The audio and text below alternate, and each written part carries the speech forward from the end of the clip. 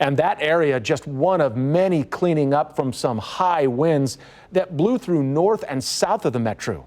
KCTV5's Kelly Taylor was all over today, and she's live in Johnson County now. Kelly, this was truly a wild day.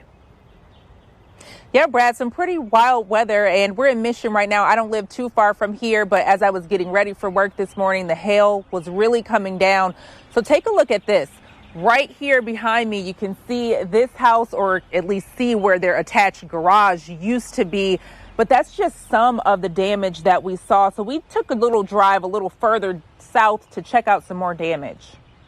Strong winds blew into Lynn County this morning. We saw this as we drove down 69 Highway near 215th. Wind gusts were strong enough to blow a semi-truck onto its side. We got there just as the tow truck was flipping it back upright. And as we drove into Lacine, we met police officer Tina Finity. Right now, we're going to divert traffic. She believes that's a cable line down on the road, but she doesn't want anyone near it until KCPL can check it out. But right behind her is where she says the bulk of the town's damage happened. We had one building on Main Street that had the roof partially ripped off of it. There are some downed tree limbs and power outages in other parts of the town, but thankfully no one was hurt. It was scary though. Stephanie Resendez and her family live right behind the pizza restaurant where the roof was damaged. There's my window right there, and we saw the spark coming out, so I ran, told my dad, and we ran in the basement. They dodged hail as they ran from their home to a basement area across the way for safety. Chief Finity says the emergency management coordinator sounded the tornado alarm 2 different times because of high winds. The second time the sirens came on, we went down there, and then we saw another big portion of this again, so it was pretty scary. As soon as the storm passed, cleanup began. Workers spent much of the afternoon peeling back loose pieces of the building's tin roof and wood beams to cover what was left with a tarp.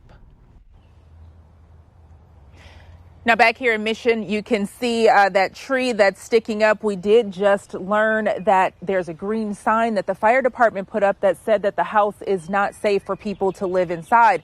The homeowner also just told us that the force from the tree hitting the home knocked some beams in the basement out of place. So a lot of damage to clean up here. Live in Mission, Kelly Taylor, KCTV5 News. Boy, a lot of damage indeed. Kelly, thank you.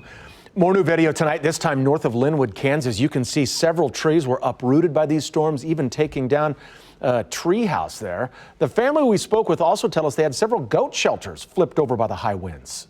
The downed trees are pale in comparison to the tornado that came through Linwood last year, but the wind sounded very, very similar. We're very, very thankful that it was just trees because this, area, so many people lost their actual homes last year.